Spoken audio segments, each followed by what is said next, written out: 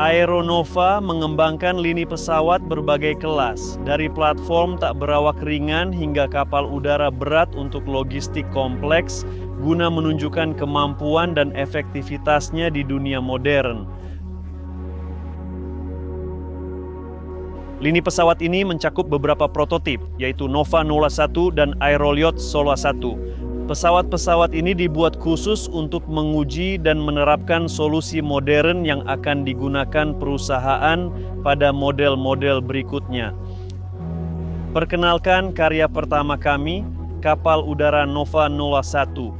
Ini adalah salinan dinamis dari model berikutnya, Nova 2. Di sini kami menguji kendali, sistem autopilot, dan pengumpulan data.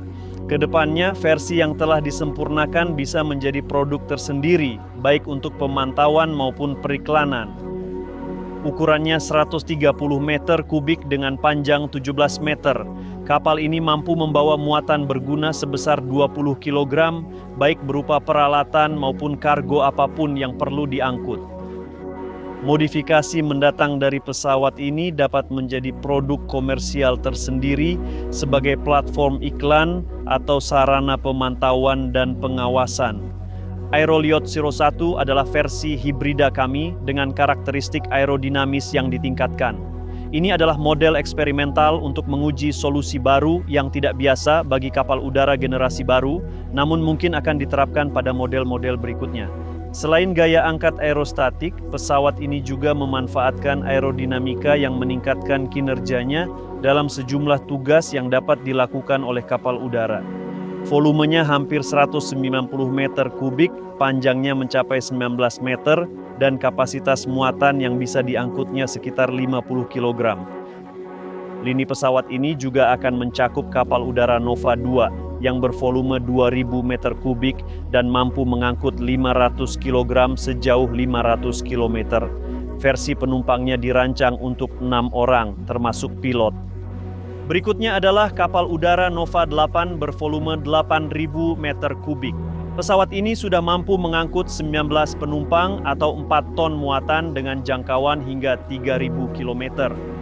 Lini pesawat ini ditutup oleh kapal udara Nova 35 yang merupakan kelas berbeda dengan badan kaku. Ini akan menjadi pesawat badan kaku pertama dan terkecil yang direncanakan perusahaan untuk diproduksi.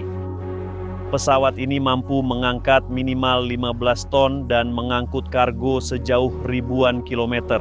Lini pesawat ini akan memenuhi kebutuhan yang sangat besar di pasar logistik dan pengangkutan kargo yang terbentuk saat ini.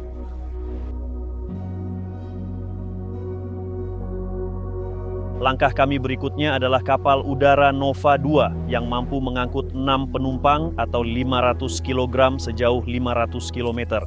Terima kasih telah menonton video ini, teman-teman. Tetaplah bersama kami, akan ada video dan episode baru tentang kebangkitan industri kapal udara. Sampai jumpa di video berikutnya. Halo teman-teman, kalian kembali di Project New Generation Airships. Hari ini kita kembali mengadakan webinar rutin bersama Fyodor Konstantinov, Direktur Teknis Perusahaan Aeronova. Hari ini, seperti biasa, kita akan membahas peristiwa dan berita penting yang terjadi dalam periode terakhir. Sebulan telah berlalu, terasa sangat cepat, namun tampaknya sudah cukup produktif. Hari ini kita akan membahas berita dan peristiwa terkini serta menyoroti berita-berita penting. Halo Fyodor, apa kabar? Sebulan telah berlalu dan kita kembali mengudara. Halo para penonton, halo Gennady, selamat datang. Teman-teman, seperti biasa sebelum kita mulai, mohon berikan umpan balik. Apakah gambar terlihat jelas? Apakah suara terdengar? Lalu kita akan segera memulai. Pastikan untuk menuliskan pertanyaan Anda. Di akhir webinar kami akan menyediakan waktu untuk menjawab pertanyaan-pertanyaan paling relevan dan tentunya sedikit berdiskusi secara langsung. Nah Fyodor, saya rasa kita sebaiknya mulai dengan berita terpenting beberapa hari ini, yaitu pergantian tahap proyek. Proyek kita saat ini beralih ke tahap keempat pelaksanaan. Mungkin kita bisa merangkum secara singkat. Apa alasan peralihan ini dan langkah apa saja yang telah dilakukan sehingga kita bisa melakukannya? Sepertinya sudah dibahas di berita dan ini bisa diulang sebanyak 1000 kali pun. Produksi selubung telah dimulai. Hari ini, bagi yang menonton video di Telegram bisa melihat bahwa kami sudah mulai memproduksi selubung Nova 2, dan ini jelas merupakan tahap baru dalam kehidupan perusahaan kami.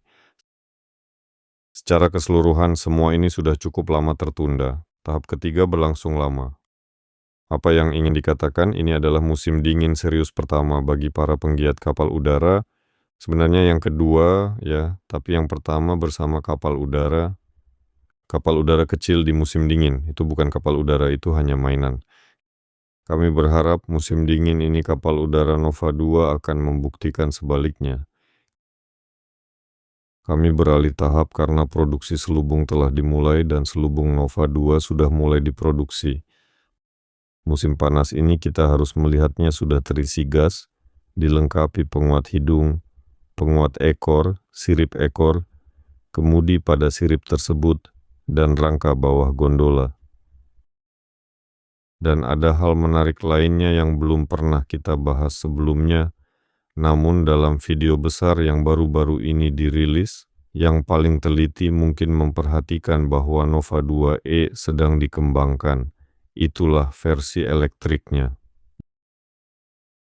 Ya, Nova 2 bagi kami adalah sebuah kapal udara, sebuah keluarga kapal udara, yaitu kapal udara dengan volume 2000 meter kubik dalam berbagai variasinya.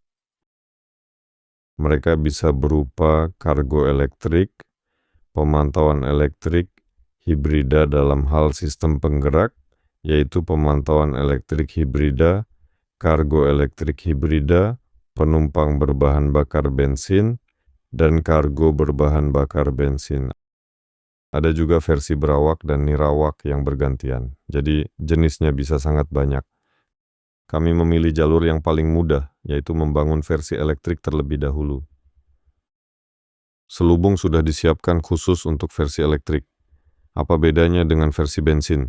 Pada versi elektrik, 4 motor listrik dipasang langsung di selubung dengan skema quadcopter. Rangkanya diikat dengan tali pengikat. Motor listrik dengan mekanisme putar digantung pada rangka. 4 motor listrik seperti itu pada satu selubung. Inilah Nova 2i. Baterainya berada di dalam gondola. Gondola-gondola ini meniru gondola penumpang dalam hal posisi pemasangan, skema feathering, kontur luar, dan sebagainya.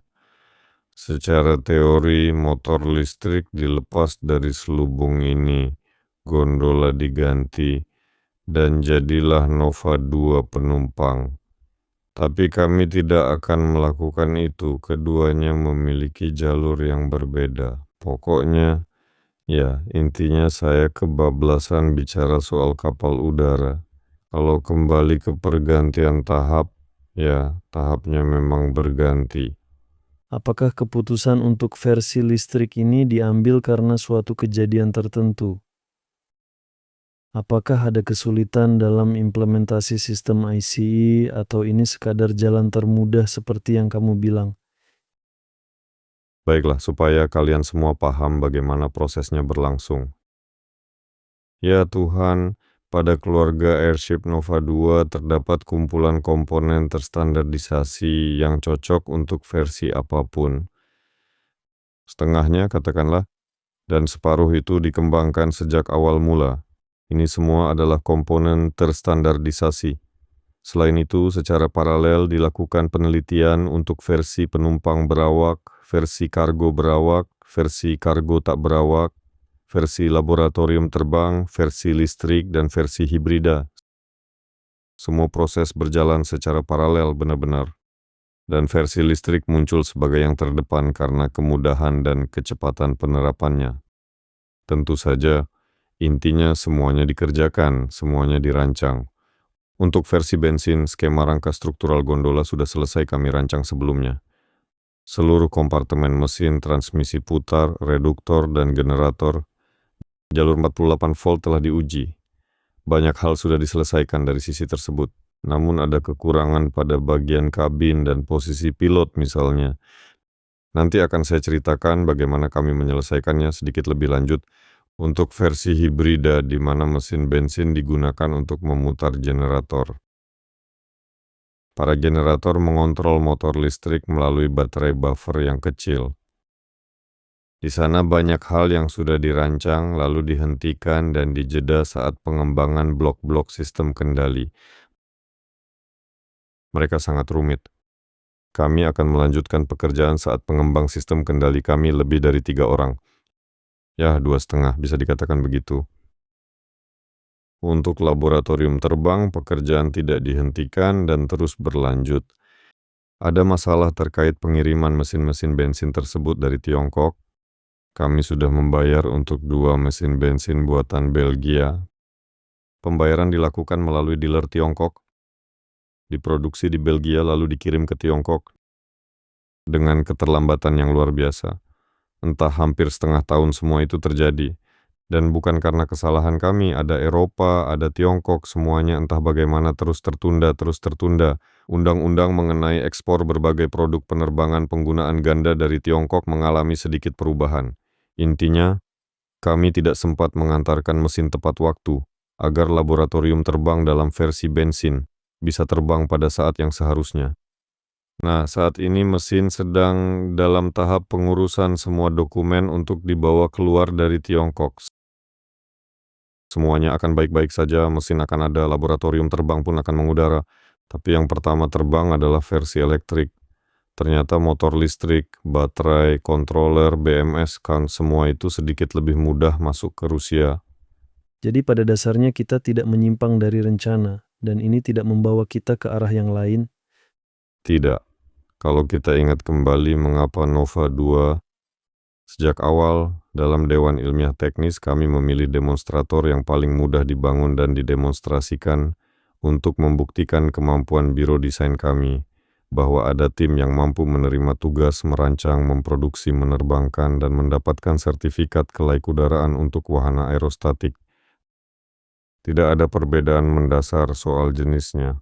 Kami sendiri membatasi tingginya di bawah 12 meter agar bisa masuk pintu hanggar penerbangan, skema lunak, lurus, dengan volume helium besar, tanpa skema terbalik. Intinya semua disederhanakan semaksimal mungkin, dan secara bertahap terjadilah, ada kontraktor yang mundur, ada komponen yang sama sekali tidak bisa didapat. Kapal udara generasi baru terakhir di negara kami dibangun cukup lama yang lalu, dan meskipun ada pengalaman, membangun rantai produksi dan logistik baru tetap harus dilakukan dari nol.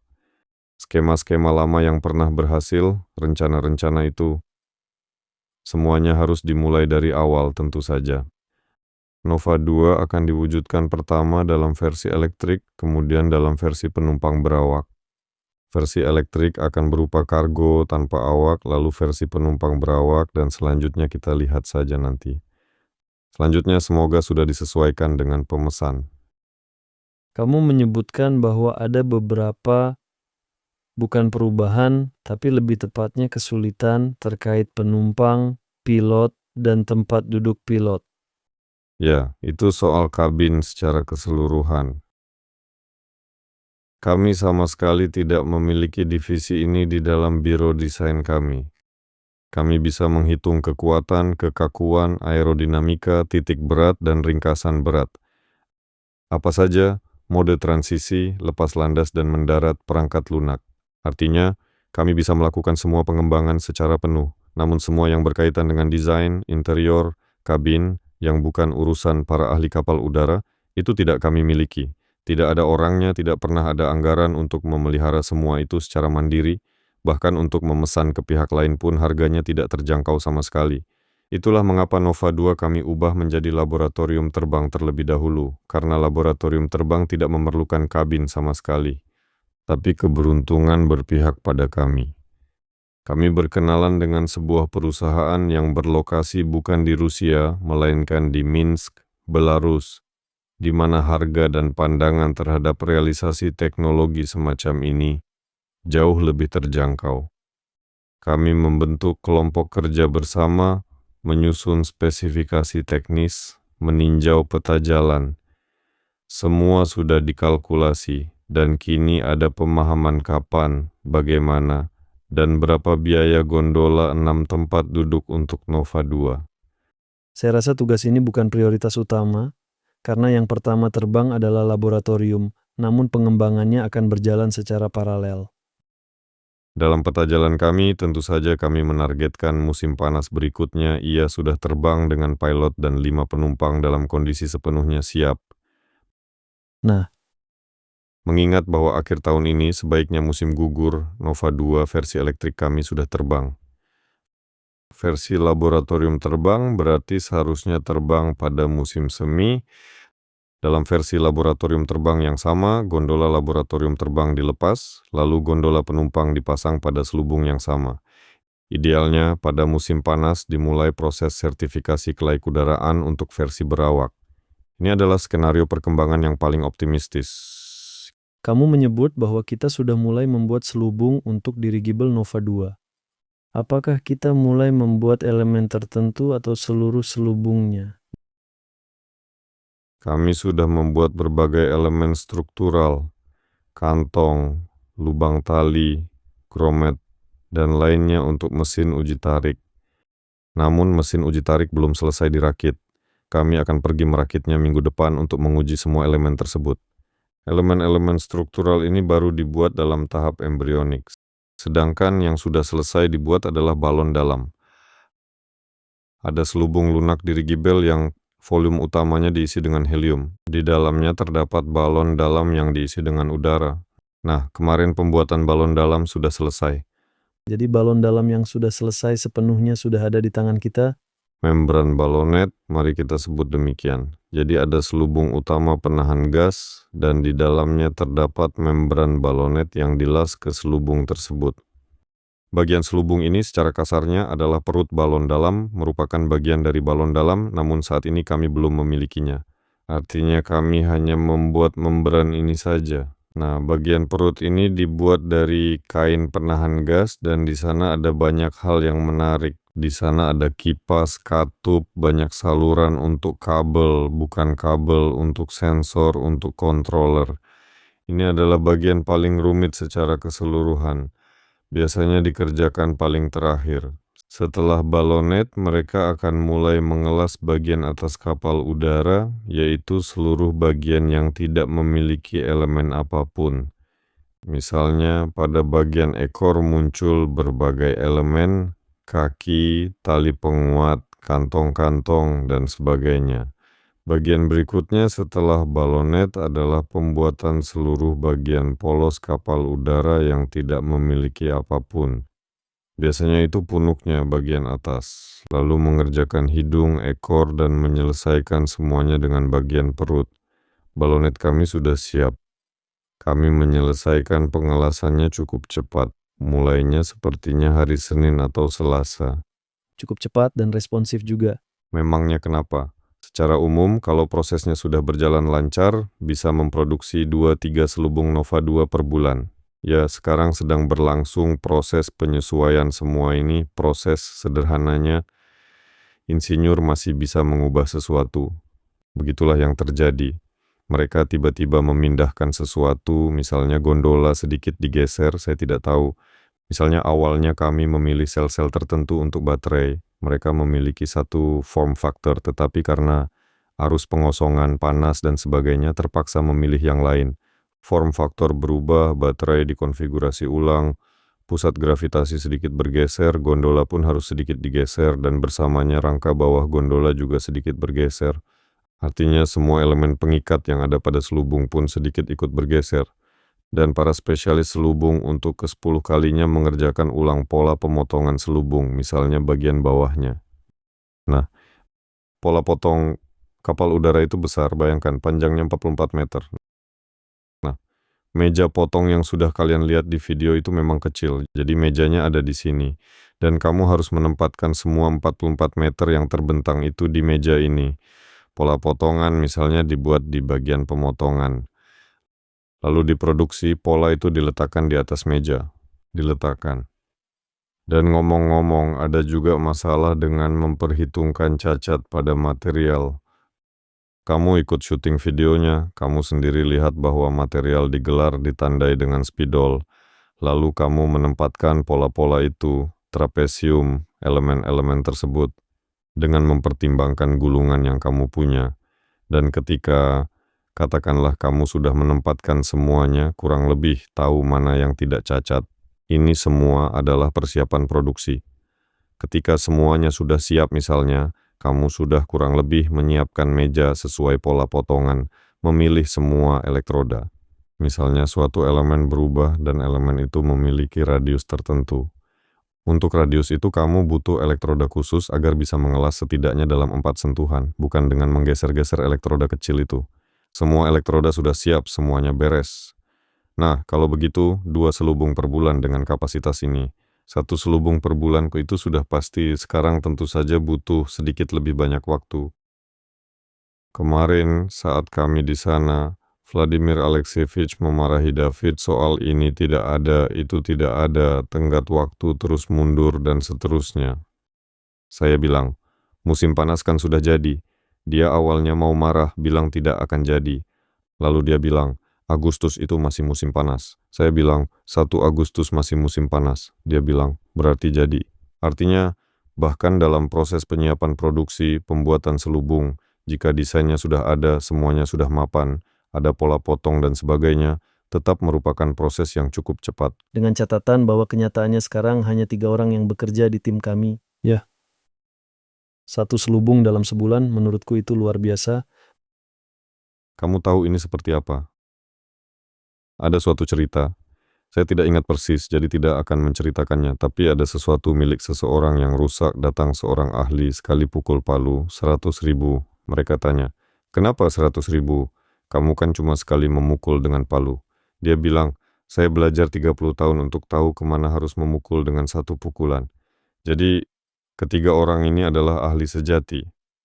Kamu bisa merekrut spesialis biasa sekalipun yang bekerja dengan mesin seperti itu dan mereka bisa membuat produk apapun. Namun teknik aeronautika adalah teknik yang unik dan di sana dibutuhkan pengalaman khusus di bidang aeronautika untuk bisa membuatnya dengan terampil. Secara umum ya cepat juga. Baik, tahap logis berikutnya adalah uji tekanan selubung dan pengisian gasnya. Saya tahu ini pertanyaan sensitif dan tidak nyaman, tapi apakah sudah ada keputusan atau pilihan tentang di mana semua ini bisa dikembangkan dan dijadikan basis operasional? Rasanya ingin menjawab dengan candaan dan lelucon saja sejujurnya. Intinya hidup menyukai kami dan kami pun tidak mau menyerah. Nah, singkatnya kami membutuhkan 30 juta rubel untuk memasang rangka pneumatik di suatu tempat di atas pelat beton yang sudah dicor sebelumnya dan dengan utilitas yang sudah tersambung ke sana. Rangka pneumatik itu sendiri tahun lalu dihitung seharga 16.900.000 rubel dan kami sudah diperingatkan bahwa setelah tahun baru PPN dan segalanya akan berubah dan masih banyak yang akan muncul. Perusahaan tidak memiliki dana tersebut. Ada juga opsi untuk menyewa 3 juta per bulan. Dan tempatnya pun tidak terlalu layak. Memang, belum ada yang datang dengan hangar penerbangannya sendiri, mengetuk pintu dan berkata, teman-teman, saya punya hangar di Domodedovo, di Vnukovo, di Sheremetyevo, di Zhukovsky, silakan rakit di sana. Sebenarnya ada tawaran yang masuk, tapi sama sekali tidak dekat. Ya, sangat jauh memang. Ada pilihan sewa yang lebih murah. Semuanya ada masalah kecilnya. Yang paling mudah tentu saja memasang rangka pneumatik di suatu lapangan terbang. Selain itu sekarang masa-masa kita sangat sulit.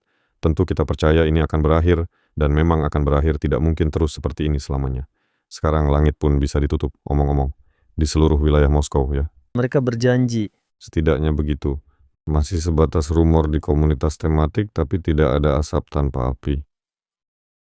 Dan sangat mungkin bahwa kehidupan bisa mengirim kita lebih jauh dari tempat-tempat di mana kita sudah mencoba menegosiasikan sewa dan pemasangan rangka pneumatik kita dengan kondisi yang semaksimal mungkin menguntungkan. Tapi mungkin itu justru lebih baik. Semua yang terjadi untuk kebaikan. Sekarang kita sudah pindah ke suatu tempat, lalu tiba-tiba langit ditutup.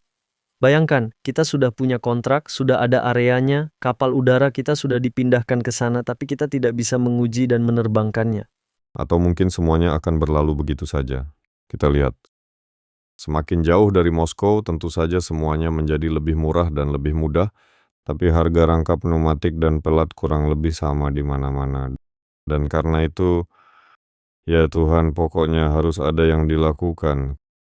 Kalau tidak, tuh kita punya selubung tapi tidak ada tempat untuk mengembang dan merakitnya. Mungkin semua komponen teknis kurang lebih siap bersamaan dengan selesainya selubung. Satu-satunya hal yang mungkin belum selesai adalah siklus pengujian sistem kendali. Karena perlu beberapa kali, ini disebut Iron Bird, ketika semua sistem diletakkan sepenuhnya di lantai, di meja, di rak, mulai dari baterai hingga motor listrik dengan baling-baling, semua sistem kendali dan semuanya harus bekerja dalam jangka waktu yang lama untuk uji ketahanan dan seterusnya, termasuk uji panas. Siklus ini mungkin tidak sempat kami selesaikan sebelum Agustus, kemungkinan besar karena meskipun semuanya datang dengan cepat, pembayarannya tidak secepat itu. Motor listrik, baterai, itulah ceritanya. Nah, ya kita mungkin terjebak dalam perangkap, tapi kita tetap berharap. Kamu juga menyinggung soal konstruksi logam. Saat ini secara paralel juga sedang berlangsung pekerjaan di fasilitas produksi lain untuk konstruksi logam dirigible Nova 2. Ya, saya ingin sedikit mengkritik Solar Group tentu saja, dan kamu juga bisa langsung di siaran langsung ini soal Vitali Lvovich dari produksi yang hanya memotret dengan ponselnya untuk menunjukkan kepada kami dalam cahaya yang tidak terlalu baik, tentu saja satu bagian kecil dari proses besar yang terjadi di sana, lalu kalian mengambilnya dan membuat seluruh materi tentang Nova. Sungguh memalukan melihat foto-foto itu dengan deskripsi seperti itu. Singkatnya, sirip ekor sedang dibuat, semua kemudi sudah siap. Penguat bagian hidung sedang dibuat. Rangka bawah gondola sudah dalam antrian. Rangka untuk motor listrik sedang dibuat. Kapan semua ini akan kami dokumentasikan, saya tidak tahu, mungkin bulan depan. Intinya, ketika semua tumpukan komponen ini berubah menjadi sesuatu yang lebih indah dan jelas. Jadi soal komponen logam, tidak ada yang mandek sama sekali. Tantangan utama sekarang adalah tempat. Tempat di mana kami akan merakit semuanya. Semua yang lain hanyalah hal-hal kecil. Isu ini hingga hari ini masih terbuka. Sedang dicari. Ya, terbuka. Isu ini sudah berdenyut dengan urat-urat merah. Sebelumnya ada kesepakatan bahwa di Zhukovsky bisa dilakukan. Namun sekarang, karena arus pengujian berbagai peralatan militer yang sangat deras, termasuk di Zhukovsky, bahkan peluang terkecil pun sudah hilang, padahal di sana ada hanggar yang cocok. Ya, kenapa tidak? Memang ada pembicaraan soal itu. Itu pasti tidak. Situasi di Kirzakh memang sangat parah, sungguh mengejutkan pemiliknya menawarkan harga setinggi itu kepada kami. Keputusan yang sangat aneh. Nah, sepertinya ia memutuskan untuk ikut bersaing. Ya Tuhan, ini sungguh lucu. Ini hanya rangka pneumatik. Pertanyaan di mana akan terjawab minggu ini. Jika larangan terbang di wilayah itu diberlakukan, sudah jelas tempatnya. Jika tidak diberlakukan juga sudah jelas. Tinggal menyelesaikan masalah keuangannya. Secara umum, rangka pneumatik beserta pelat betonnya bisa dipasang dalam sebulan. Jadi itulah mengapa masalah ini masih berdenyut. Hanya perlu mengumpulkan dananya. Pada 5 Juni, kami resmi membuka kunjungan demonstrasi ke lapangan terbang. Aku tak terkira senangnya, sungguh bahagia. Kalian pasti sudah melihat postingannya. Ada tautan pendaftaran dengan formulir, bisa diisi, ajak keluarga dan teman, dan ikut serta dalam acara ini. Satu-satunya hal yang masih jadi pertanyaan hari ini adalah soal penerbangan. Mulai 1 Juni, kabarnya langit akan ditutup. Apakah itu benar-benar akan terjadi? Ini masih pertanyaan terbuka, tapi kami tetap mengundang kalian. Ya teman-teman, saat ini kami bermarkas di lapangan udara Voskresensk. Ada yang tahun lalu sudah datang, melihat, mengamati bagaimana semuanya terbang. Bahkan ada yang menyaksikan bagaimana kami menghancurkan Nova 01 karena permintaan investor yang sembrono. Keinginan investor, mereka berteriak, terbang lebih dekat. Itu benar-benar tidak boleh dilakukan. Nah, tontonan yang menarik. Menarik untuk melihat bagaimana kapal udara terbang, apa saja komponennya, berfoto dengannya, dan menyentuhnya langsung, membangkitkan semangat. Jadi, tunjukkan minat kalian, jadilah aktif, ikuti beritanya, daftarkan diri, dan datanglah. Kita akan bertemu di lapangan udara, saya akan menunjukkan dan menjelaskan semuanya kepada kalian. Nah, dan jika semakin banyak orang yang mau berpikir tentang hal-hal baik, siapa tahu langit pun tak jadi ditutup dan cuaca pun berpihak pada kita. Apalagi kali ini kita bisa berkenalan langsung dengan Aeroliot yang hadir tahun lalu hanya sempat melihat Nova 01. Kini prototipe kedua kami sudah hadir. Kalian juga bisa berkenalan dengannya, berfoto bersama, dan mengajukan pertanyaan. Mengapa Aeroliot masih di darat? Singkatnya, ia kembali menjalani uji siklik di tempat kami. Semuanya baik-baik saja, kami bawa keluar. Singkatnya, mekanisme tilting mesin gagal lagi, sama seperti sebelumnya. Tentu saja, karena alasan yang jelas, pembenaran bisa terus dibuat. Perhatian kami untuk Aeroliot mungkin hanya sekitar 1,5%. Dari semua perhatian yang tersebar kemana-mana, sebagian besar tentu saja tetap tertuju untuk Nova 2. Mekanisme sudah dimesin ulang, dibuat dari logam karena sebelumnya ada harapan bahwa mekanisme cetak 3D akan mampu bertahan. Singkatnya, semua sudah dimesin, sekarang akan kami rakit ulang. Aeroliot terbang seperti quadcopter, memiliki 4 baling-baling dengan daya dorong yang cukup. Kami bahkan mengangkatnya dengan beban lebih hampir 100 kilo, sekitar 87 kg, dan ia dengan tenang naik seperti quadcopter, bisa terbang rendah di atas lapangan terbang. Masalahnya ada pada mode transisi, yaitu masalah kecepatan dan keandalan komponen. Itulah mengapa kami sampai pada hal yang paling mendasar. Kalau ada kompleks uji terbang lengkap dengan insinyur penerbangan dan tim penguji, kami tidak perlu datang ke Voskresensk setiap pagi, menghidupkan motor listrik, dan seharian hanya mengamati bagaimana ia berdiri di hanggar dan begitu saja. Sendiri, ya, mesin, maksudnya motor listrik itu.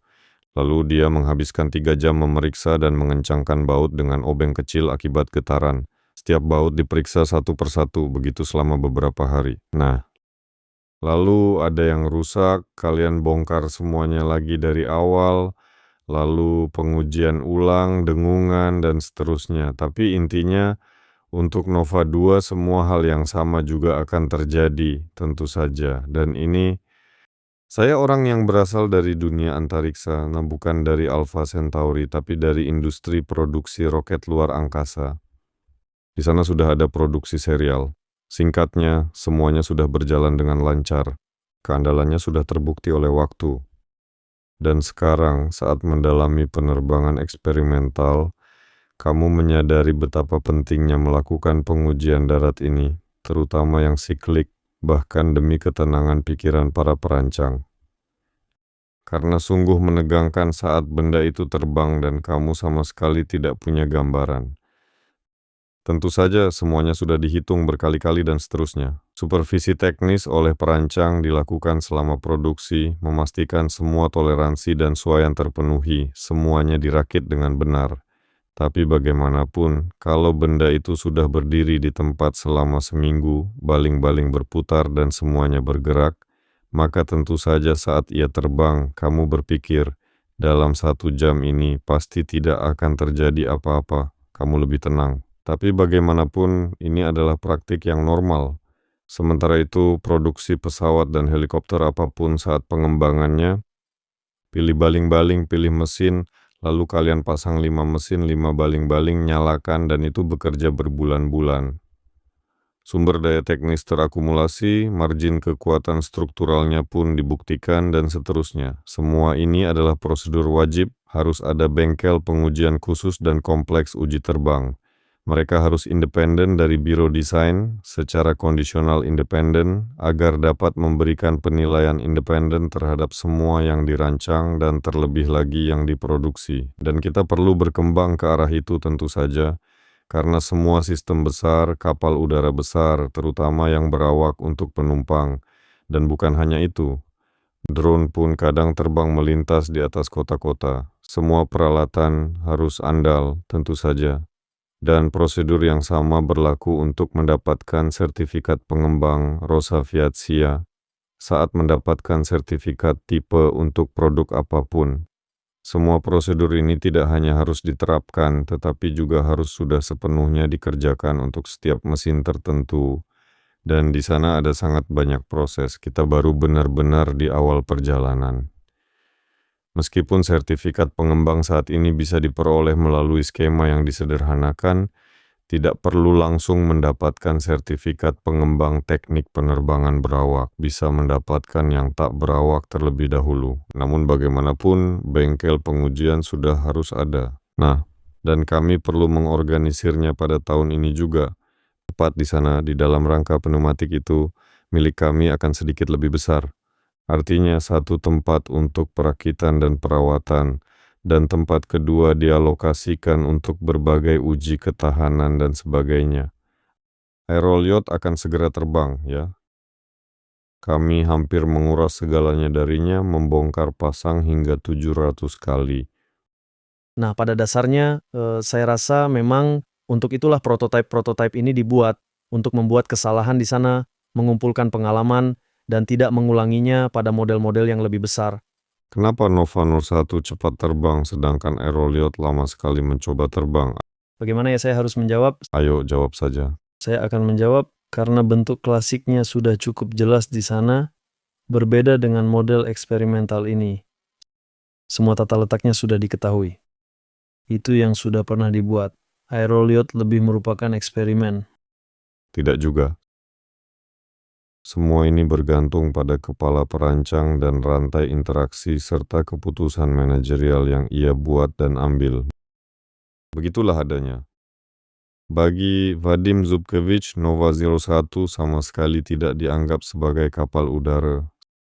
Sedangkan bagi Khmel Dmitry Sergeyevich, Aeroliot adalah debut.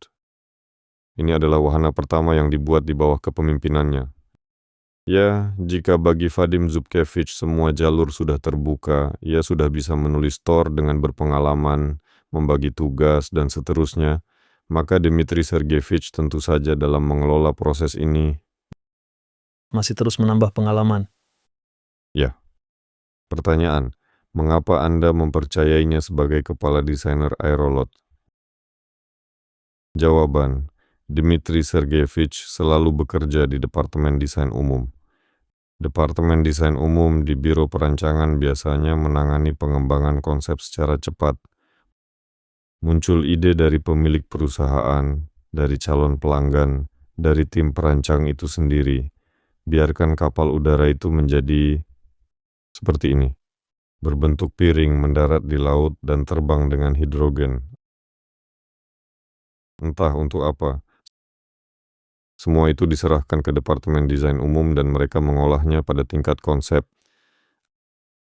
Apa kelebihan bentuk ini, mesin apa yang bisa digunakan dalam kasus ini, dan seterusnya.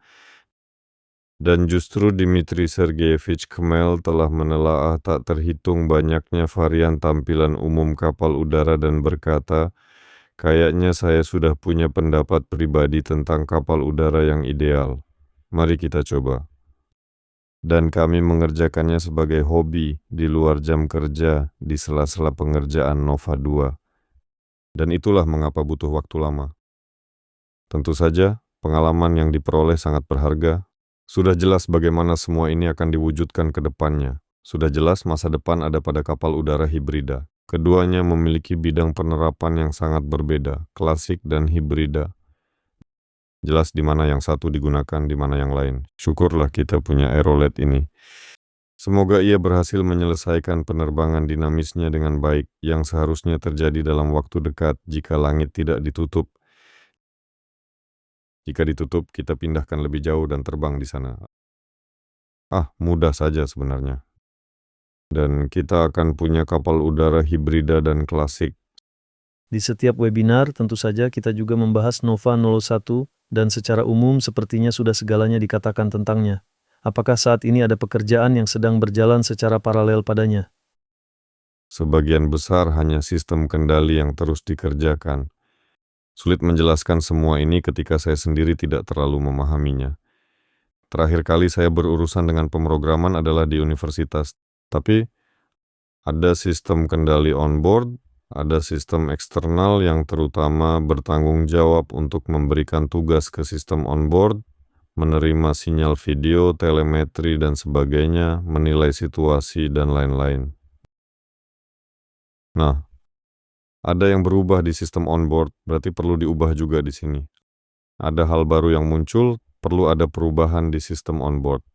Dan sebelumnya kami memang menjalankan pengembangan dua produk secara paralel. Integrasi mendalam pun tidak langsung dimulai. Dan sekarang kami sepertinya sudah hampir menyelesaikannya. Aliran video sudah dikirim dan data kapal udara sudah dipisahkan. Terutama pada Nova 01, di sanalah seluruh sistem kendali diuji secara menyeluruh. Kereta otomatis yang ingin kami buat terus kami tunda-tunda. Sekarang sepertinya sudah tidak bisa ditunda lagi. Harus segera diselesaikan dalam waktu dekat. Tapi musim panas ini Nova 01 sudah bisa keluar hanggar sendiri. Seperti robot penyedot debu kecil seberat 200 kg, akan mendekat, mengaitkan Nova 01, membawanya keluar hanggar, lalu melepaskannya. Saat mendarat, ia akan menangkapnya kembali. Kapal udara kecil, terutama tipe klasik, sama sekali tidak boleh dibiarkan tanpa tambatan, tanpa kunci tambat, tanpa orang, tanpa apapun juga. Karena angin bisa membawanya, beratnya 10 kg, tapi ukurannya luas permukaan, ya 17 meter. Nah, ia langsung terseret bahkan oleh angin sepoi-sepoi. Lalu untuk apa itu? Tentu saja harus ditangkap. Kami memiliki angkur tambat. Musim panas itu kami berlabuh, mengaitkan ke jangkar itu. Semuanya tampak baik-baik saja. Nah, sekarang alih-alih berlabuh ke jangkar atau berlari mengejar dirigibel dan menangkapnya, akan ada kereta yang menangkapnya. Mekanisasi penambatan bukan karena kita tidak mau berlari, katakanlah aku dan kamu atau insinyur penerbangan di masa depan, tapi untuk dirigibel besar, misalnya untuk menangkap dirigibel bervolume 2000 meter kubik saja sudah butuh sekitar 10 orang bahkan lebih. Masing-masing digaji. Tentu saja digaji. Sudah berlalu zaman ketika orang bisa dipaksa kerja dengan cambukan untuk membangun piramida. Itu puluhan orang, dan untuk dirigibel raksasa jumlahnya luar biasa, benar-benar tak terbayangkan. Dan sudah jelas bahwa semua dirigibel harus dikeluarkan dari hanggar menggunakan platform bermesin, terbang dari sana, lalu mendarat kembali di platform yang sama dan dibawa masuk ke hanggar. Tempat paling berbahaya bagi dirigibel sudah berkali-kali kuceritakan adalah justru saat keluar masuk hanggar. Kondisi yang paling aman bagi sebuah dirigibel adalah ketika ia sedang berada di udara. Atau di hanggar. Berbahaya. Di hanggar tidak jelas. Yang paling aman adalah di udara. Sedikit lebih berbahaya adalah terbang rendah di udara. Di darat sudah berbahaya dan di dekat hanggar sangat berbahaya karena angin bisa berhembus dari arah yang sama sekali tidak bisa diprediksi. Itulah efek hanggar. Di atas sana masih jelas, dekat tanah sudah tidak jelas, dan di dekat hanggar sama sekali tidak jelas. Biasanya memasukkan dan mengeluarkan kapal udara dari hanggar adalah operasi khusus saat jeda angin dan seterusnya. Kereta bermuatan berat yang dirobotisasi tentu bisa sedikit memperindah prosedur ini, membuatnya lebih menarik tentunya. Nova 01 akan menggunakan kereta seperti itu musim panas ini. Kami akan menyempurnakan algoritma interaksi. Di sana hanya begitu saja. Aduh, ya Tuhan. Kami memiliki dokumen tingkat atas ini, katakanlah. Ini adalah pekerjaan sistem kendali dengan kapal udara yang sekadar menetapkan arah-arah tertentu di dalam algoritma sistem kendali. Algoritma Mulai dari saat kamu menghubungkannya ke pengisian daya hingga terjadinya kegagalan di udara, semua itu harus dituliskan dengan jelas. Selain dokumen tingkat atas, kami juga memiliki 34 dokumen lagi, yang masing-masing mengembangkan berbagai proses, mendeskripsikan segalanya hingga ke kereta ini. Algoritma apa yang dimiliki kereta, situasi apa, interaksi apa, algoritma bersama apa, dan seterusnya. Semua ini pertama-tama dituangkan dalam dokumen, lalu diwujudkan dalam perangkat keras dan kode, kemudian diperiksa, diuji, dan sebagian ditulis ulang. Inilah pekerjaan musim panas ini untuk kereta, tentu saja untuk Nova Noro 1.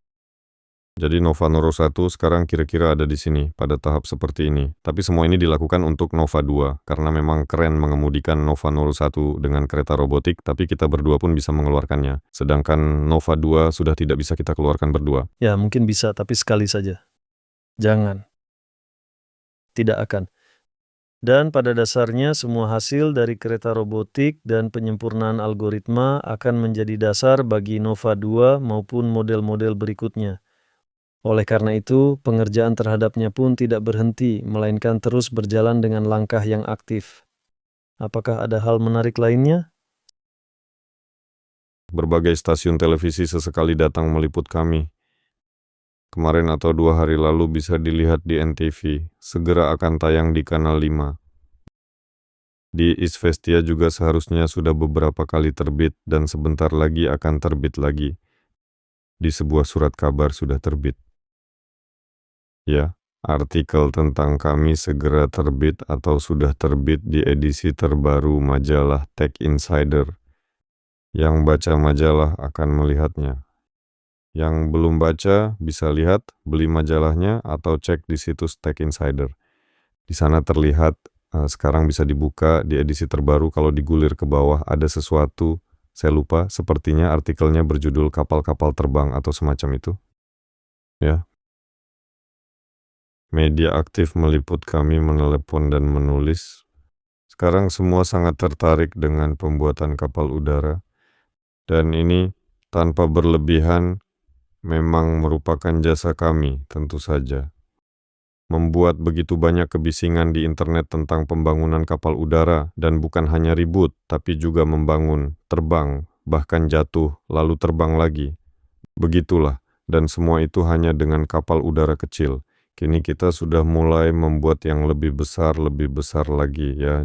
Jadi akan ada banyak sekali minat ke depannya. Nah, dan memang menarik melihat apa yang sedang terjadi.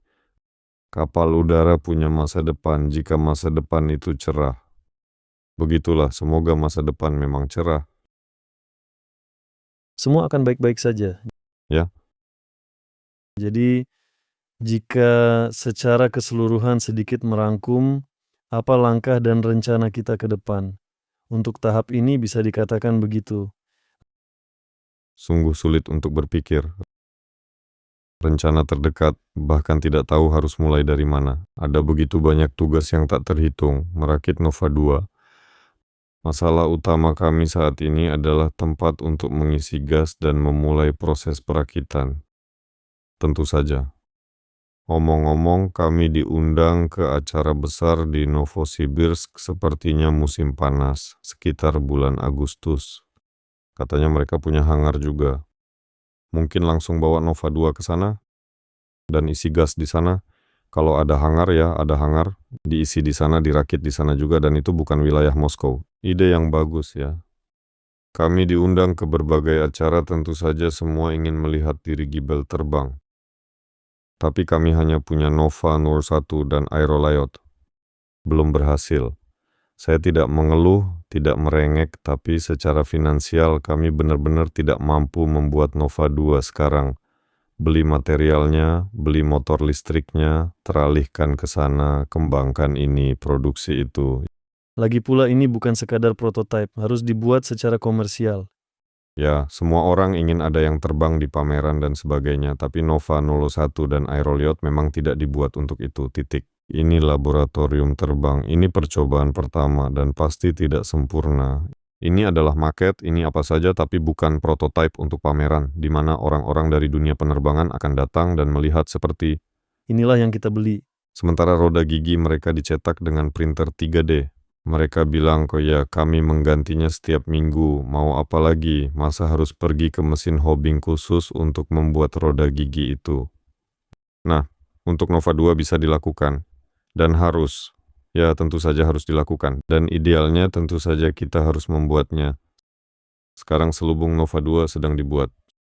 Secara paralel, sepertinya tidak. Tapi begitu kami selesai membuatnya pada bulan Agustus, idealnya selubung Nova 02 sudah selesai diproduksi pada bulan September.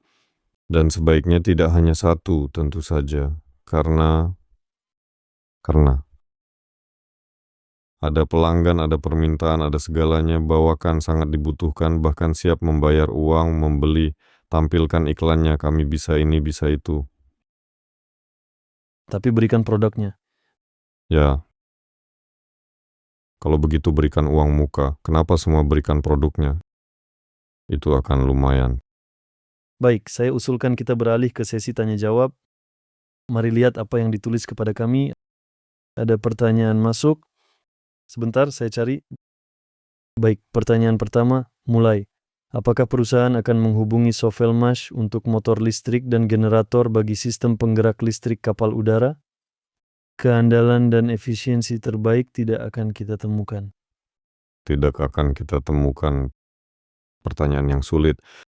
Sovelmash sendiri kini masih dalam proses pembentukan dan tugasnya pun sudah cukup banyak. Jika permintaan yang stabil untuk jenis motor listrik penerbangan tertentu terbentuk, tentu saja akan diajukan permohonan ke Sovelmash dan saya berharap permohonan itu akan dipertimbangkan. Untuk pembuatan sampel dengan konfigurasi tertentu.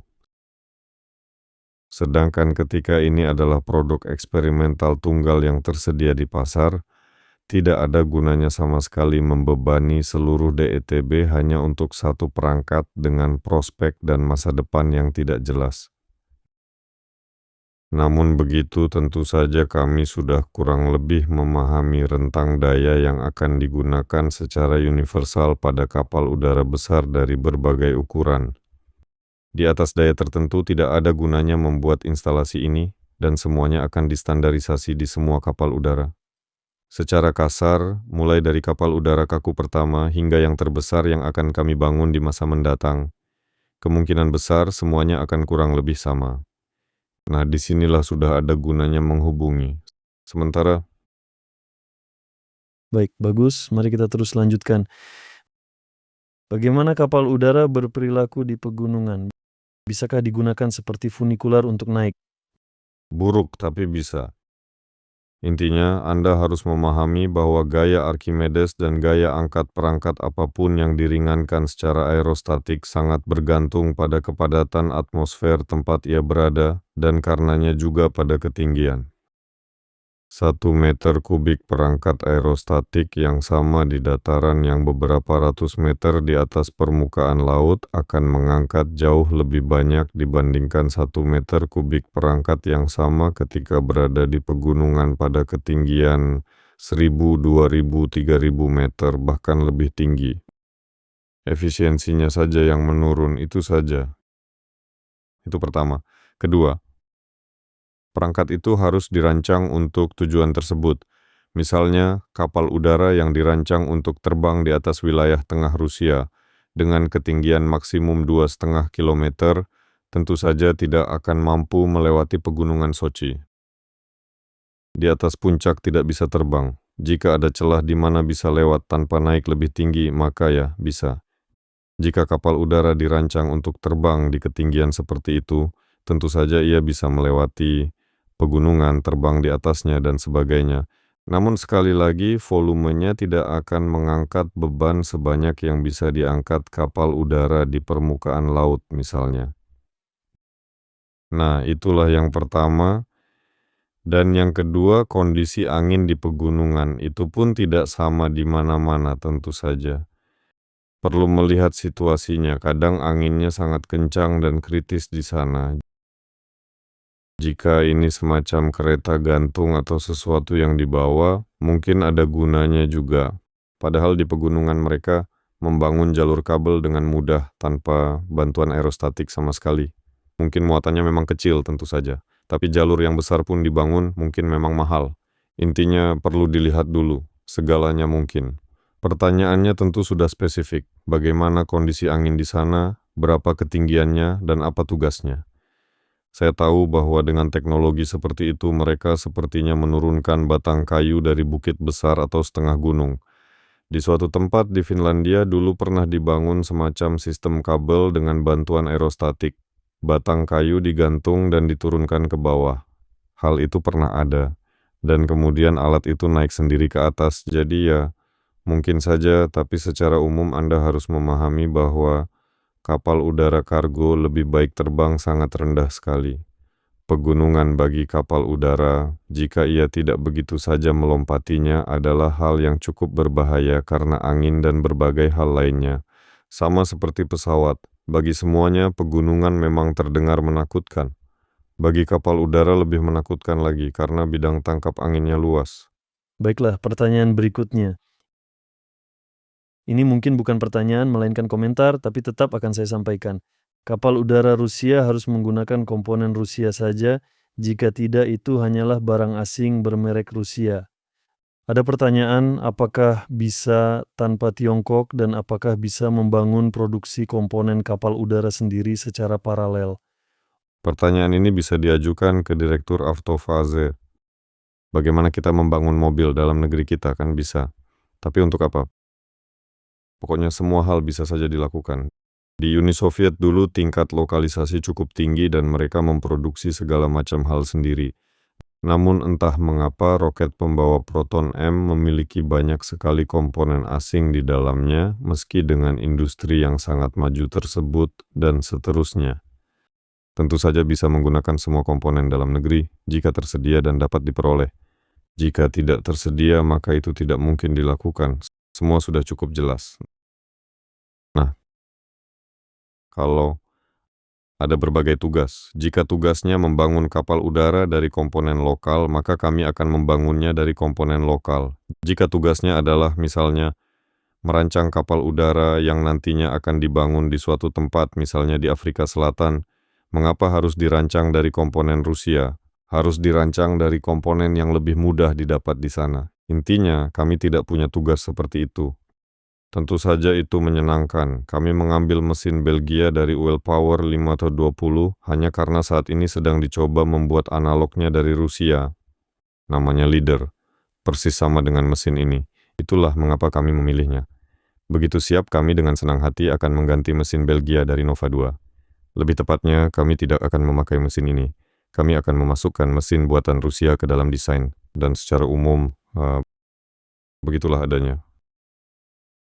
Oke, Fyodor, ada pertanyaan soal turbin mikro. Di model kapal udara, mana kalian berencana menggunakannya? Di Nova 8. Di Nova 8. Ada yang bertanya, bagaimana kalau hidrogen saja? Begitu. Hidrogen untuk apa? Sebagai bahan bakar atau sebagai gas pengangkat? Sebagai gas pengangkat, itu pertanyaan berikutnya. Apa saja bisa digunakan. Kapal udara punya aura berbahaya dan mudah terbakar dan meledak, begitu anggapan orang. Itu semua gara-gara hidrogen? Ya, itu semua berkat kampanye PR yang berhasil soal bahayanya. Hidrogen bisa digunakan dalam berbagai misi, misalnya misi stratosfer.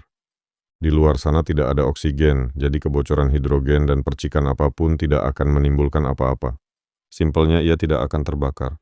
Di stratosfer dibutuhkan volume yang besar karena, sekali lagi, daya angkat berubah seiring ketinggian. Jadi untuk mengangkat apapun ke sana dibutuhkan volume yang sangat besar. Volume helium yang besar berarti biaya yang sangat besar.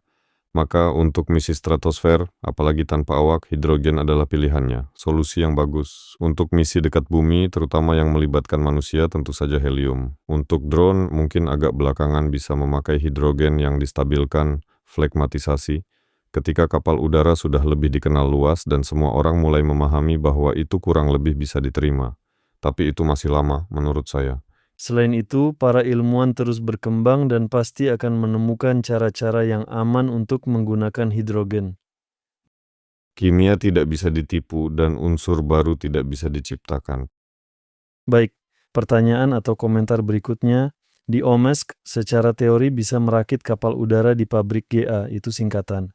Penerbangan sipil, Penerbangan sipil. Ada juga sekolah tinggi penerbangan sipil tempat pilot dan teknisi penerbangan sipil belajar, apalagi cukup jauh dari Moskow. Sebagai informasi. Di obrolan, di Telegram, di Omsk saya hanya tahu pabrik luar angkasa. Soal penerbangan saya tidak tahu. Bisa saja perlu saya tidak tahu. Kita bisa pasang pengumuman. Jika Anda punya hanggar ini. Nah, kebetulan sesuai topik, di obrolan Telegram pada 22 Mei, Oleg Kochetkov menawarkan sewa sebidang tanah dengan utilitas terpasang di kawasan Zhukovsky. Apakah opsi ini dipertimbangkan atau butuh gedung yang sudah jadi? Tidak. Gedung jadi tidak diperlukan. Yang dibutuhkan adalah tempat di mana bisa terbang. Karena sekadar melakukan uji tekanan, mengembangkan, dan merakit saja tidak ada gunanya sama sekali. Dari sana pun tentu harus bisa terbang. Zhukovsky yang ada pada Oleg Alexandrovich memang sangat menarik. Bisa terbang ke kompleks uji terbang dan menyerahkan kapal udara kepada pilot penguji, katakanlah. Tapi perlu dipahami bahwa itu wilayah teknopolis, bukan lapangan terbang. Pertama. Kedua, Zhukovsky itu sangat dekat dengan Moskow. Dan untuk menyepakati penerbangan uji pabrik, pengujian, dan sebagainya, mengingat langit di Zhukovsky selalu tertutup untuk berbagai jenis penerbangan. Kadang jet tempur terbang, kadang macam-macam lainnya. Nah, tentu saja perlu mempertimbangkan semua pro dan kontra. Sepertinya lebih logis pergi sejauh mungkin ke Penza atau Omsk misalnya. Itu 2-3 kali lebih jauh daripada melakukan semuanya di Zhukovsky. Opsi itu tentu sudah dipertimbangkan. Paling mudah datang ke Oleg di Zhukovsky, pasang rangkap pneumatik, rakit kapal udara di sana, lalu bingung memikirkan cara membawanya keluar. Baik, ada yang bertanya soal tingkat kesulitan pelaksanaannya. Apakah kapal udara tetap saja lebih sulit dari helikopter? Sulit untuk dikatakan. Siapa yang bertanya? Tahu tidak, di tim kami ada Ruslan Arslanov, spesialis yang sangat berbakat, seorang mekanik. Seperti di Marvel Cinematic Universe, ada para kurcaci yang menempa senjata dan tidak ada yang bisa menempa selain mereka. Ruslan seperti kurcaci itu. Dia sangat besar, memang kurcaci-kurcaci itu juga besar. Apakah sulit membuat mesin untuk mobil atau mesin pesawat? Bagiku iya, ya bagiku pun iya. Tapi bagi Ruslan tidak sulit. Misalnya, sekarang saya melihat mesin pesawatnya untuk helikopter dirancang dan diproduksi sepenuhnya olehnya untuk yang kecil berpenumpang satu. Nah, sekarang sudah terlihat. Biar kutunjukkan. Nah, itu dia mesinnya. Itulah mesinnya. Jadi, bagi Ruslan membuat mesin itu tidak sulit. Dia pernah cerita padaku, katanya, dulu aku juga tidak mengerti bagaimana caranya. Ini benar-benar luar biasa. Katanya, oh tidak, aku punya guru. Singkatnya, seorang kakek tua, tepat di lahannya sendiri, bahkan tanpa bengkel, hanya sebuah kanopi, mesin-mesin serbaguna, tungku kecil, dan dengan tenang mengerjakan segalanya, menuang, membubut, menyesuaikan, katanya. Dia mengajariku cara membuat mesin hampir seperti di garasi sendiri. Dan tirai anggapan sulit itu pun terangkat sepenuhnya. Katanya, aku mulai buat 1 mesin, 2, 3, aku sadar ternyata ini mudah. Itulah yang mereka buka dalam diriku. Bagi sebagian orang ini sangat sulit, mereka pikir membuat mesin itu mustahil sama sekali. Ada yang langsung mengambil tindakan dan membuatnya sendiri dengan tangan. Begitu pula dengan helikopter, begitu pula dengan kapal udara. Ada secara kasar 2 skenario. Skenario pertama adalah kita butuh model dinamis, kita butuh teori kekuatan, kita butuh ini, kita butuh itu. Ayo lakukan 7.000 kali uji terowongan angin. Bagaimana ia akan berperilaku di sini, bagaimana ia akan berperilaku di sana. Dan di pihak kita, sistem kendali tidak cocok, protokolnya pun tidak cocok. Kapal udaranya belum ada, tapi masalah yang diciptakan sudah sebanyak ini, jumlahnya luar biasa, semuanya di atas kertas, itulah skenario pertama. Skenario kedua, mundur 100 tahun ke belakang, dan 4 penggemar di garasi mereka, merakit kapal udara 2-3 tempat duduk dari karet dan tongkat. Mesin-mesin itu berderak dan terbang mengelilingi Menara Eiffel misalnya. Itu pernah ada. Tanpa komputer, tanpa terowongan angin. Pertanyaan, apakah sulit membangun kapal udara? Tergantung bagaimana pendekatanmu terhadap kehidupan secara umum. Tentu saja, jalur teoritis ini sangat penting sekarang dan tanpanya tidak bisa sama sekali. Kamu tidak akan mendapatkan sertifikat kelaikudaraan karena ketika dulu kapal udara dibangun, belum ada hukum, aturan, norma, dan sebagainya yang ada di penerbangan, yang seperti kata orang ditulis dengan darah. Sekarang semuanya ada, dan semua itu harus diikuti, dan seterusnya. Tapi sekali lagi tergantung dengan sikap apa. Jika kamu menetapkan dalam dirimu bahwa tugas ini mustahil, maka kemungkinan besar kamu akan kesulitan. Tapi jika kamu di garasi membubut mesin yang berfungsi, membangun helikopter 1-2 tempat duduk hanya untuk kesenangan di sela-sela waktu, maka dengan tim seperti itu, semua bisa dilakukan. Begini, ada usulan di sini. Mungkin ada baiknya mempertimbangkan konstruksi di mana alih-alih mesin utama terdapat platform docking, tempat quadcopter bisa merapat dan mendapat daya dari jaringan listrik standar. Ini penggantian mudah dan pengujian yang terpisah. Ya, itu ide yang bagus. Ide itu pernah terlintas pada kami di awal sekali, ketika masa-masa menyenangkan itu. Kami dari waktu ke waktu menerima orang baru di perusahaan, dan kamu melihat mereka lalu teringat dirimu sendiri beberapa tahun lalu. Kamu lempar ide. Kamu mengoceh semua hal. Ayo lakukan begini. Tapi kemudian ketika kamu sudah berpengalaman, kamu mulai memahami beberapa hal sedikit lebih baik.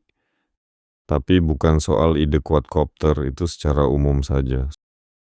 Soal ide quadcopter, baru-baru ini sebuah startup kecil telah meluncurkan dirigible berbentuk donat. Ini bukan dirigible, tapi cangkang berbentuk torus yang diisi helium. Di bawahnya juga dipasang quadcopter. Kalau tidak salah ada sekitar 3 dan di bawah ada kabin untuk 2 orang. Alat ini sudah bisa terbang. Artinya, pertama-tama, skema ini sudah terbukti bahwa ia dapat digunakan. Kedua, ini ide yang keren. Membawa sarana mobilitas pribadi di kapal udara berupa taksi listrik yang bisa kamu gunakan untuk terbang dari kapal udara dan kembali lagi. Biarkan ia bekerja untuk kebaikan bersama sebagai mesin penggerak, mendapat daya dari kapal udara. Kenapa tidak? Oke, ada pertanyaan dengan sedikit ironi di sini. Bagaimana masalah yang dibicarakan soal dirigible, yaitu efek layar, diselesaikan? Ini sebenarnya sudah berkali-kali dibahas. Masalah efek layar memang tidak bisa diselesaikan sama sekali. Apa maksudnya efek layar? Bagaimana menyelesaikan masalah efek layar pada kapal layar? Layar adalah satu-satunya hal berguna yang membuatnya bergerak maju. Begitu pula dengan dirigible. Efek layar bukan kelemahannya, itu hanyalah kenyataan yang harus dihadapi dan dikelola. Kamu berlayar zigzag, angin mendorongmu, dan seterusnya. Itu hanya karakteristiknya. Ini masalah bagi kapal udara kecil. Kapal udara kecil adalah mainan angin karena rasio gaya angkat terhadap luas permukaannya tidak sama seperti pada kapal udara yang besar. Pada kapal udara besar, gaya angkat lebih besar, luas lebih kecil, karena volume tumbuh dalam pangkat 3, sedangkan luas dalam pangkat 2. Luas tidak sempat tumbuh secepat gaya angkat. Bersama dengan gaya angkat, kamu membawa lebih banyak bahan bakar, lebih banyak mesin, lebih banyak baling-baling, dan kamu pun sudah mulai melawan semua itu. Lebih mudah bagimu, energi lebih banyak, itu pertama. Dan inersia muncul seiring bertambahnya massa. Seperti meniup daun kecil dan ia akan terbang. Tiup setumpuk kertas A4, apa yang terjadi? Ya ampun. Begitu pula dengan kapal udara. Efek layar bukan masalah, itu hanya sifatnya dan tidak perlu dilawan. OMSK adalah wilayah perbatasan dengan Kazakhstan, artinya selain Rusia, para spesialis dari Kazakhstan juga bisa tertarik dengan kegiatan dirigible Anda, ditambah secara formal ada penerbangan internasional. Sekadar komentar. Ya, soal Kazakhstan, sejak awal proyek sudah ada minat dari sana. Di sana sedang dibuat simpul logistik internasional, titik bea cukai, dan sebagainya. Dan seseorang dari sana menulis kepada kami soal kapal udara. Mereka ingin mengurangi kemacetan lalu lintas, karena di sana sekarang benar-benar terjadi kolaps total. Katanya, mari kita lakukan semua ini dengan kapal udara. Kami bahkan sempat melakukan beberapa pekerjaan proyek bersama mereka untuk menghitung ekonomi, ton kilometer, dan sebagainya. Lalu semua pekerjaan itu terhenti, tentu saja, karena semua orang mau hasilnya besok, sementara kami bilang, kapal udara transportasi. Kami sendiri mengambil waktu 5 tahun untuk melahirkannya. Untuk saat ini semuanya ditunda, tapi idenya ada, tentu saja. Memang diperlukan. Soal Omsk, oke, kita lihat apa yang ada di sana. Jika ada kesempatan untuk menghubungi kami lewat email, silakan tulis jika Anda terkait dengan hal ini. Baik, saya beralih ke pertanyaan berikutnya. Mungkin saya akan sedikit merumuskannya ulang. Apakah proyek ini hanya didukung oleh orang biasa atau ada yayasan besar dan negara yang tertarik? Untuk saat ini, orang biasa. Sebenarnya ada ketertarikan, namun sudah berkali-kali dikatakan bahwa semua orang butuh produk, jadi semua menunggu solusi yang sudah siap pakai. Bahkan bukan soal produk jadi sekalipun. Pertama, negara tidak datang sendiri menawarkan bantuan, negara membuka berbagai dana, memberikan subsidi, dan sebagainya. Ambil saja, siapkan proposal, ikuti kompetisi. Mengapa kamu tidak melakukannya? Ya, pertanyaan yang bagus. Mengapa kami tidak melakukannya? Pertama, kami sudah kewalahan. Dan untuk melakukan semua itu tetap dibutuhkan sumber daya. Saya tahu ada berbagai lembaga dan organisasi khusus yang bisa membantu dalam bidang-bidang ini dan sebagainya. Jika Anda menonton kami, datanglah mari berkomunikasi, bantu kami, karena untuk topik drone, penerbangan, dan pembuatan kapal udara, menurut saya cukup besar dana pemerintah yang bisa ditarik. Kami awalnya memang berpendapat bahwa dana pemerintah itu sangat menyulitkan dan sebagainya, dan pandangan itu belum berubah hingga kini. Pandangan itu tetap sama, namun perlahan realita mendorong kami ke sudut sempit, di mana satu-satunya cahaya adalah dukungan pemerintah. Dan bukan hanya itu. Secara umum, mengenai dana besar, beberapa sudah datang. Tapi di sana pun tidak ada yang begitu saja dengan senang hati memberikan uang. Tentu saja ada berbagai syarat di sana, semuanya tidak cepat, dan dengan salah satu di antaranya, pekerjaan sedang berjalan. Tidak seperti yang diharapkan tentu saja, tapi tetap berjalan. Secara umum untuk saat ini hanya begitu. Baik, pertanyaan berikutnya, atau lebih tepatnya, komentar. Saya sampaikan permintaan mereka ingin mendapat pemberitahuan siaran lebih awal agar bisa bersiap dan merencanakan waktu mereka. Sudah didengar? Bukankah semua itu sudah diumumkan sebelumnya? Sekitar 1 hari. Sehari ya? Sepertinya. Didengar. Orang-orang tak tahu malu, ya. Pesan pribadi di Telegram saja kamu tidak baca dalam sehari, ini malah di grup tertentu. Yang masih dalam mood senyap. Ya, yang setengah media sosialnya masih diblokir dan yang baru pun entah kenapa belum dibuat. Terus begitu. Ada yang meminta untuk menceritakan sesuatu tentang pimpinan Pirogov dari video NTV dan mengapa mereka yang menyewa hanggar besar di Samara yang ingin kami sewa dan seberapa ketat persaingan dengan organisasi itu. Tidak ada persaingan sama sekali di sana. Hanggar itu milik Oleg Alexandrovich juga. Dan Pirogov adalah karyawannya. Dan ini adalah ide Oleg Kochetkov mengenai pembentukan pusat para pembuat kapal udara berbasis ruangan besar ini. Semacam teknopolis atau taman teknologi begitu. Saya lupa nama tepatnya, tapi pada intinya ini adalah semacam kawasan ekonomi khusus yang kondisional. Tidak tahu cara menyebutnya, di mana berbagai lini teknologi dan sebagainya akan dikumpulkan untuk digunakan bersama oleh para residen, dan para residen itu.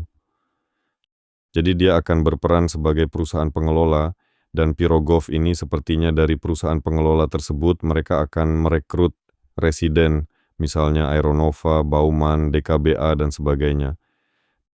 Dan berbagai perusahaan kecil yang bergerak di bidang aerostat kecil impor. Ada sekitar 10 di negara kita. Sangat kecil, hanya 50 meter kubik. Itu sepertiga dari milik kami yang tidak kami anggap sebagai kapal udara. Akan ada kawasan kota aeronautika tersendiri. Kurang lebih begitu ya, dan berbasis pusat kreativitas kolektif ini membangun semacam komunitas. Bersama kita kuat, 10 batang tidak bisa dipatahkan dan sebagainya. Jadi semua ini memang dibuat untuk tujuan itu. Seperti kata orang, sudahlah. Pokoknya di sana semuanya baik-baik saja. Kami tentu saja diundang ke sana dengan tangan terbuka untuk menjadi residen. Musim panas ini, formalisasi rumah para penerbang kapal udara bernama Tsiolkovsky harus selesai. Kami berharap semuanya berjalan semaksimal mungkin secara produktif, efektif, menyenangkan, dan ergonomis. Kalau mengikuti kegiatannya, lebih tepatnya, bukan mengikuti, saya memang sudah tahu semuanya dan bisa sedikit bercerita. Kochetkov Oleg Alexandrovich, dia juga, Oleg maaf ya kalau ini rahasia, di sana, di bawah naungan masyarakat geografis Rusia, terdapat divisi aeronautika yang saat ini tidak dalam kondisi terbaiknya. Dan di sana sedang berlangsung rehabilitasi dan kebangkitannya, dan seterusnya. Semua ini terwujud berkat Oleg atas usaha, keinginan, dan harapan-harapannya. Jadi saya rasa semua orang akan segera mendengar dan melihat ini, kita akan bergabung ke sana, mendapatkan tanda kehormatan, berjalan layaknya penerbang kapal udara sejati, dan berkumpul di klub-klub. Dan tentu saja terbang dengan kapal udara. Tanpa itu tidak bisa sama sekali. Yang tidak tergabung dalam komunitas ini tidak akan bisa terbang dengan kapal udara kami. Mengerti? Ini adalah pekerjaan sosial. Di satu sisi ini bersifat sosial, di sisi lain politis. Tanpanya tidak bisa sama sekali. Kita perlu bersatu. Ada lembaga dan mekanisme untuk itu. Intinya Kochetkov Oleg yang mengurus hal ini. Jadi negeri ini, kenali para pahlawanmu. Intinya kita terhubung dan bersatu. Luar biasa. Baik, saya akan bacakan pertanyaan berikutnya. Ada yang bertanya tentang bahan pembuat kapal udara kaku, material badan kapal dan berapa ukurannya, misalnya untuk kapal udara yang mampu mengangkat 10-20 ton. Itu mungkin Nova 35 milik kita. Kapal udara rangka kaku ada berbagai jenis, mulai dari yang seluruhnya logam, tanpa selubung sama sekali, hanya seperti tong besar dengan rangka-rangka, hingga yang berangka pneumatik yang pada akhirnya tidak memiliki satu pun elemen kaku, di mana ia hanya terjalin. Tidak ada penyangga pneumatik misalnya. Ini adalah balok yang hanya dipompa di bawah tekanan tinggi, dan ia kaku, tetapi juga lunak jika dikempeskan. Dari balok-balok seperti itu, kamu bisa membangun, katakanlah, sebuah kapal udara dipompa bertekanan tinggi, dan ia menjadi kaku. Jadi, mulai dari yang seluruhnya logam hingga solusi seperti itu, kapal udara kaku bisa sangat beragam. Di tengah-tengahnya terdapat konstruksi spasial dari komposit serat karbon, berada di antara kedua jenis tersebut. Ukuran untuk 10-20 ton sekitar 120 meter. 100 meter, mungkin ya. Kira-kira begitu. Semua tergantung pada pilihan konstruksi, dari pilihan konstruksi dan tujuan kapal udara. Kau tahu, kalau ini hanya selubung sekali pakai untuk mengangkat 100 ton, itu soal lain. Tapi kalau ini kapal udara kaku besar yang ada kru dan segalanya, dan di atasnya masih perlu mengangkat 100 ton dan mengelilingi bumi 2 kali. Yang satu kecil, yang kedua 2 kali lebih besar secara kondisional. Anda bisa melihat tabel ringkasan Zeppelin Jerman. Ada sekitar 130 unit berbeda yang diproduksi. Di sana ada muatan berguna, volume, dan panjangnya. Dan sekitar 1,5 hingga 2 kali lebih efisien bisa dibuat dari material modern. Volume yang sama? Kira-kira, ya. Ya, tidak, tadi saya bilang begitu, tapi sebenarnya tidak seperti itu. Ini tepatnya soal rasio terhadap konstruksi badan kapal, 1,5 hingga 2 kali lebih efisien, tapi mesin dan lain-lain, secara umum, efisiensinya secara keseluruhan akan sedikit berkurang. Singkatnya, begini. Sekitar 30% bisa dibuat lebih pendek dan lebih kecil volumenya dibanding yang dibuat Jerman dulu. Jadi Anda bisa membuka tabel itu dan melihat ukuran kapal udara yang mereka miliki. Baik, apakah Anda berencana membuat pembangkit listrik angin ketinggian tinggi seperti analog buatan Tiongkok? Juga bisnis, terutama untuk ahli geologi dan pekerja minyak. Ada permintaan dari mereka. Sekarang saya coba cari bukunya. Di latar belakang kita ada Henry, sepertinya penulis. Dia sangat penyusun buku. Saya bahkan tidak tahu cara menyebutnya. Pokoknya bukunya sangat kecil, lebih tepatnya tipis, kecil dan rapi, dan sepertinya ada tabel ringkasan tentang Zeppelin. Bisa dilihat, dibuka-buka. Soal stasiun angin di masa depan, siapa tahu bisa terjadi. Kami memang sudah mencoba, tapi ada rumus-rumus biasa saja. Aliran angin melewati penampang tertentu dengan kecepatan tertentu. Angin punya massa, kamu bisa menghitung energinya. Sudah jelas seberapa besar turbin angin buatan Cina itu. Dan volume udara yang mengalir melalui penampang seperti itu tidak menghasilkan energi sebesar itu, bahkan tanpa memperhitungkan efisiensi baling-baling, motor listrik, sistem transmisinya, dan sebagainya, tetap tidak sebesar itu. Berapa yang mereka tulis? Berapa yang mereka tulis ya? Tapi karena kita sudah mengenal baik rekan-rekan Cina, kilowatt dan kilogram versi Cina, semua koefisiennya sudah jelas. Pokoknya, dalam tugas-tugas tertentu akan ada gunanya menggunakan pembangkit listrik tenaga angin yang dibawa dan diringankan secara aerostatik. Sepertinya bukan untuk daya besar. Kemungkinan besar ini untuk daya sekitar 50 kilowatt. Ya, sekitar batas itulah maksimumnya. Bahkan mungkin sekitar 5 saja. Sepertinya itu lebih realistis, tapi yang benar-benar besar kemungkinannya kecil. Meskipun segalanya mungkin saja terjadi, semua tergantung pada tugasnya, tentu saja. Angin di ketinggian seperti itu lebih kuat. Tapi Anda harus paham bahwa kabel pun harus dinaikkan ke ketinggian yang sama, tentu saja. Atau bisa baterai. Dan seterusnya dan lain-lain. Anginnya memang stabil, tapi tidak begitu stabil. Secara umum, kami belum melihat ke arah itu. Kami fokus pada pembentukan biro desain yang mampu merancang, memproduksi, dan mensertifikasi teknologi kapal udara, kargo, berawak, dan nirawak. Ada sumber daya, ada uang, ada waktu, bisa saja kami mengerjakannya. Asalkan ada yang berminat untuk mengoperasikannya. Baiklah, kalau begitu mari kita lanjutkan. Kalau kantor dipindahkan ke Omska, biaya sewanya bisa lebih hemat. Dan menghemat gaji karyawan yang tidak ikut pindah ke Omsk. Ide yang bagus. Apakah Anda berencana menggunakan panel surya? Ya, tentu saja kami merencanakannya.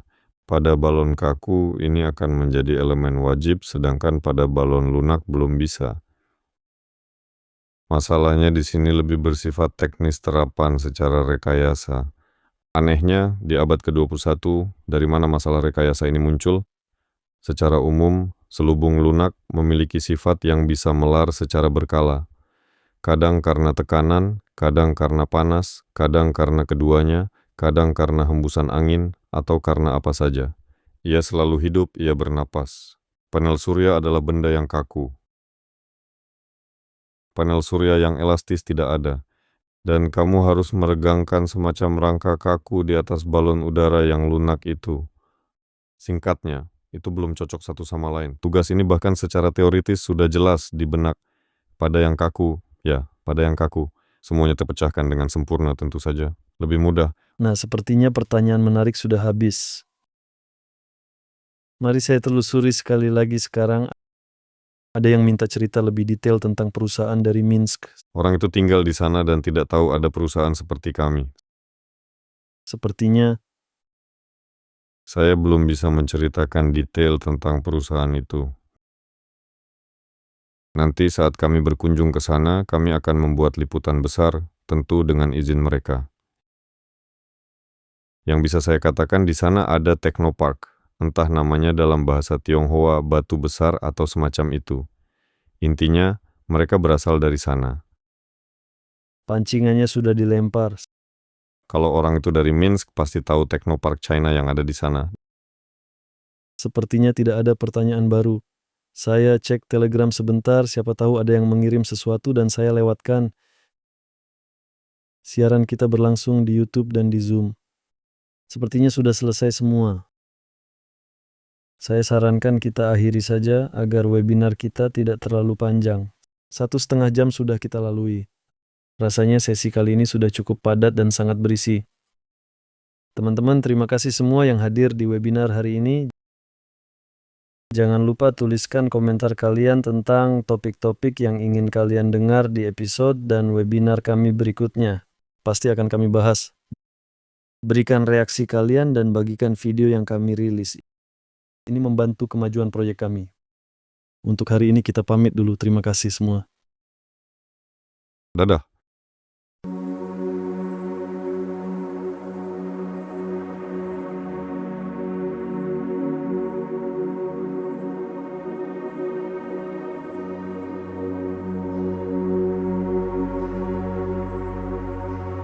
Aeronova mengembangkan lini pesawat berbagai kelas, dari platform tak berawak ringan hingga kapal udara berat untuk logistik kompleks, guna menunjukkan kemampuan dan efektivitasnya di dunia modern. Lini pesawat ini mencakup beberapa prototip, yaitu Nova 01 dan Aeroliot Sola 1. Pesawat-pesawat ini dibuat khusus untuk menguji dan menerapkan solusi modern yang akan digunakan perusahaan pada model-model berikutnya. Perkenalkan karya pertama kami, kapal udara Nova 01. Ini adalah salinan dinamis dari model berikutnya, Nova 2. Di sini kami menguji kendali, sistem autopilot, dan pengumpulan data. Kedepannya, versi yang telah disempurnakan bisa menjadi produk tersendiri, baik untuk pemantauan maupun periklanan. Ukurannya 130 meter kubik dengan panjang 17 meter.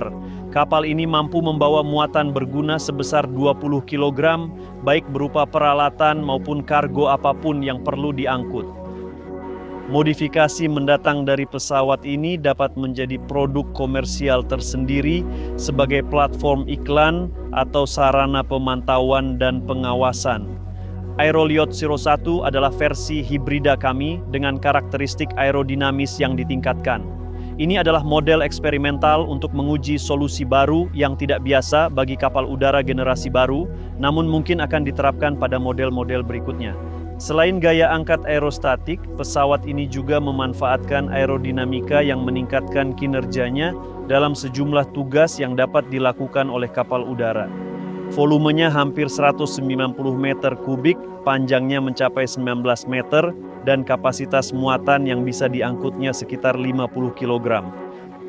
Lini pesawat ini juga akan mencakup kapal udara Nova 2 yang bervolume 2000 meter kubik dan mampu mengangkut 500 kg sejauh 500 km. Versi penumpangnya dirancang untuk 6 orang, termasuk pilot. Berikutnya adalah kapal udara Nova 8 bervolume 8000 meter kubik.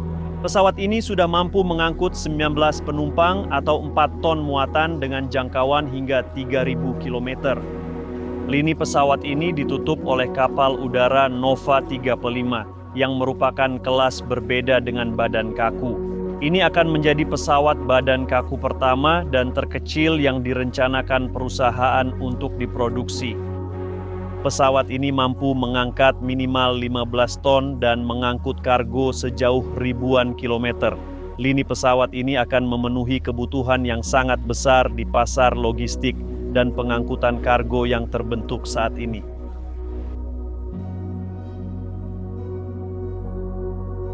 Langkah kami berikutnya adalah kapal udara Nova 2 yang mampu mengangkut 6 penumpang atau 500 kg sejauh 500 km. Terima kasih telah menonton video ini, teman-teman. Tetaplah bersama kami, akan ada video dan episode baru tentang kebangkitan industri kapal udara. Sampai jumpa di video berikutnya.